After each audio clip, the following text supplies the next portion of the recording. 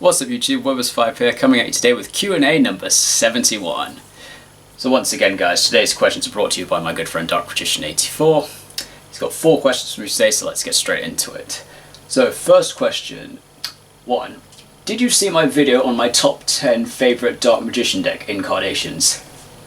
So, between the time that you posted this and now, naturally you probably will have seen the comment that I left on it, stating that I did have some things to say about the video, so naturally you know, yes I did watch it. It was quite nice to see all these different versions of Dark Magician that you've done over the years, some of which I remember playing against and they were quite interesting. There was, however, one thing that you pointed out in the video that I didn't like, actually. It was how you referred to that one match we had in a tournament. You hit me under a dimensional barrier, and I miraculously was still able to make access code talker and win the game. And you made the comment that it was a pretty BS thing of me to do, playing under dimension. To do that, in fact, I was still able to play under dimensional barrier. Zero-Chi, as my friend, I would have thought, as opposed to feeling upset about it, you would have been rather impressed by your friend being able to actually figure out a way to still be able to use his deck underneath dimensional barrier. But I understand from an opponent's perspective. But I understand that from the opponent perspective, it is a pretty jammy thing for me to do. But in all fairness, Richie, the only person you can blame on that is yourself.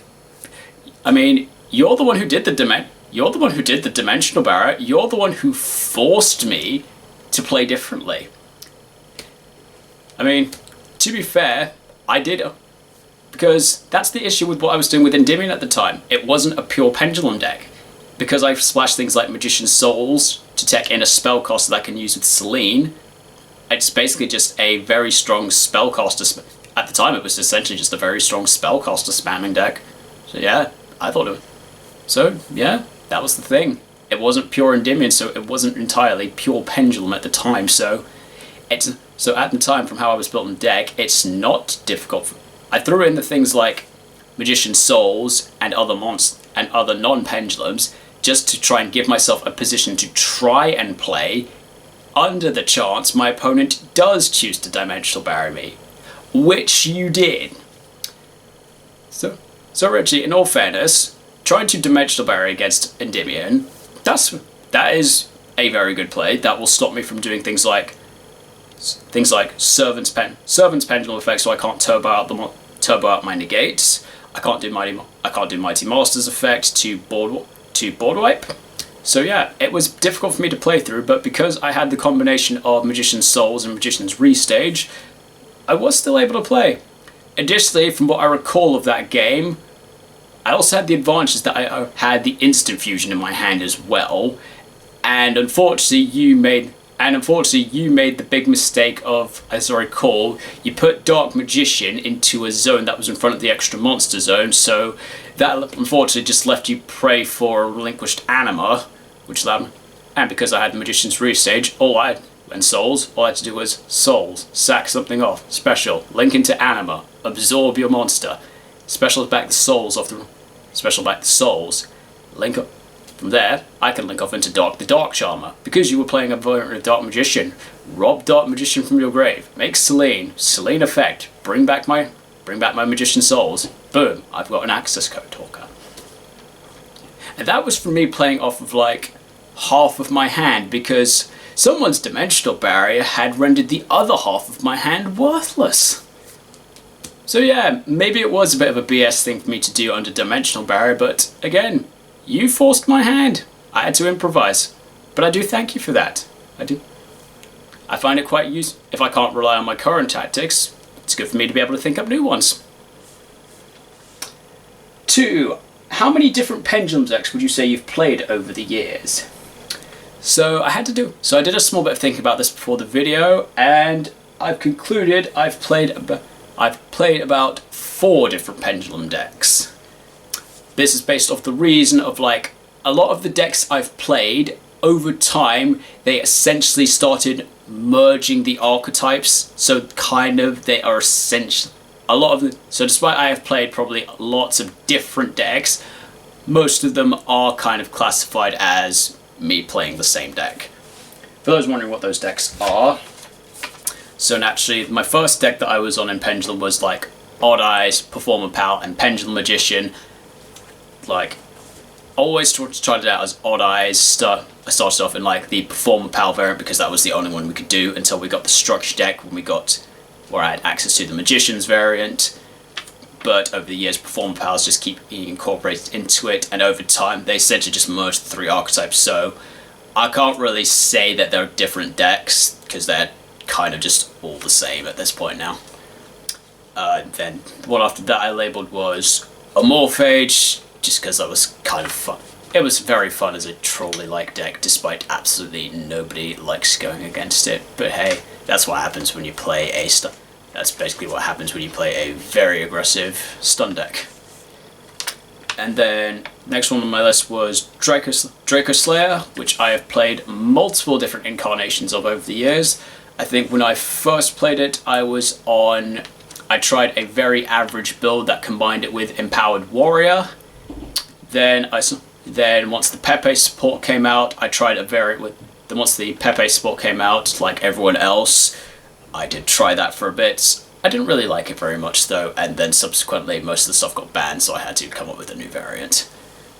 So I believe after that I waited for the fusion to come out, and then I went on a Dino Mist variant, which was pretty good. I did quite like the Dino Mist version. And then after essentially the deck became unplayable, took a break from it. Then when they brought all the stuff back with the new support, I did try a more pure variant with all the stuff from Darkwing Blast that essentially combined the archetypes together. Tried that. It was okay. I just found it rather dull. Kind of just only focused on doing one major thing. So I just got a bit bored. And then naturally, of course, Endymion Mythical Beast, which is like my main Pendulum deck now. Yes, I did play Mythical Beast Pure when they first came out, just as being that Pendulum deck that's not technically a Pendulum deck because it didn't Pendulum summon, but I still very much enjoyed playing it in that version. It was quite interesting. But then the Endymion support came out, and like basically everyone just combined the two together because there's just too much good synergy between them. And then and then technically, I believe I did try DDD for a short bit, just because everyone was doing that broken combo with, what was it? Siegfried and Vanity's Emptiness to just lock your opponent out of special summoning. But naturally, yeah, that just got very boring very fast. Plus with DDD on what it was like at the time, it's basically like you have to open the right cards, or you just don't really do much, which is why I stopped playing it. 3. Can you believe it's been almost 10 years since we met and Pendulums came into the game? So, 10 years since Pendulums came into the game, I do remember that. Frankly, that is quite crazy. That it's been 10 years of Pendulums, and yet Konami's still giving them like minor bits of support now and then. But that being said, everyone is convinced that Pendulum is like the one mechanic that they seem to have regretted doing. Hence why they had to completely nerf the mechanic after they had their Master Duel and they brought in Lynx. To be fair, it was a bit too unfair on that.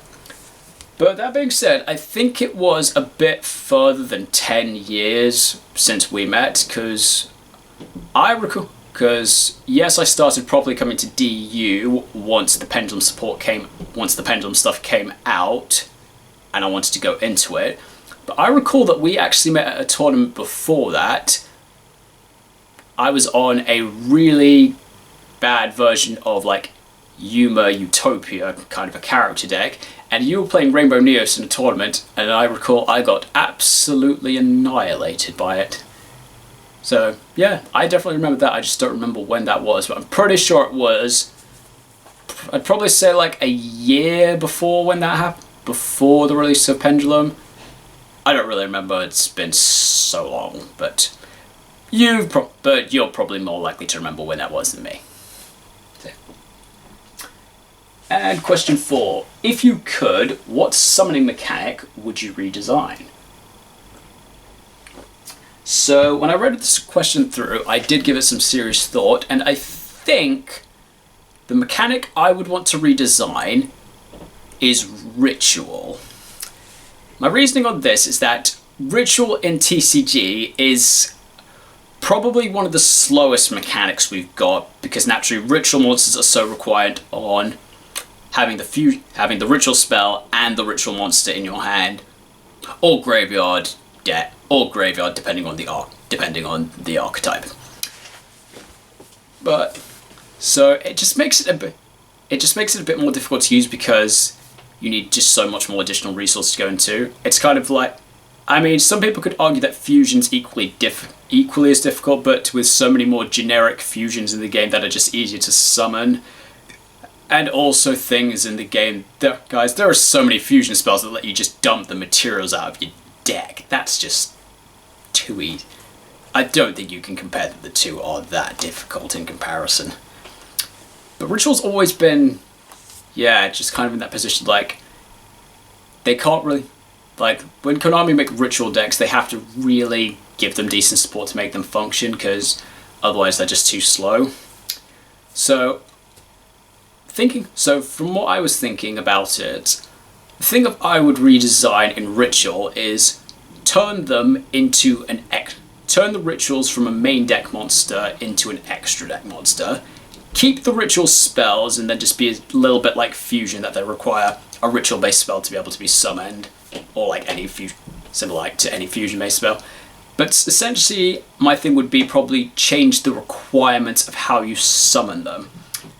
Because thinking it through from the anime, from when Yugi first revealed Ritual monsters in the game, like the monsters he used for summoning them, essentially, like, yes, they still met the level requirements, which is fine, but one of the monsters typically always had something that kind of corresponded to the monster he was trying to summon. Like when he first summoned Blackluster Soldier, he used Gaia the Fierce Knight and Karibo. Gaia acting as a warrior, which Blackluster Soldier is also, and then Karibo just kind of met the additional level requirements. And then when he did the Magician of Black Chaos, that was Dark Magician as a spellcaster, and Jigen Bakudan, which just met up the level requirements. So maybe if they were to redesign Rituals, they could just make their requirements say something like probably not putting levels on there unless they want to make the Ritual just a little bit more difficult to summon, which would make sense. But my thoughts would be, to give an example, say like, let's take Blackluster Soldier as an example. Like, they could make its Ritual requirements as one, because of kind of how it worked in the anime, and considering what it's like, I'd probably say the requirements, because he's like the Soldier of Chaos. Chaos refers to light and dark, but he's also a warrior. So probably his requirements, I think, if they were to redesign it into an extra mechanic, they'd probably make it something like one warrior monster and one light or dark monster, and then that kind of works into the current Ritual-based archetype. That works into how it currently functions as well. Because with like the current Blackluster Soldier archetype, they kind of, I know like the main thing is using the two envoy monsters, which are both warriors and a combination of light and dark, to make Blackluster Soldier and give it additional effects. So I think that could be an interesting way of redesigning the Ritual mechanic to make it a bit more fair, and probably maybe a bit more splashable into decks. Like probably my favorite Ritual monster would be Odd Eye's Gravity Dragon, and to be fair, that's a lot easier to summon because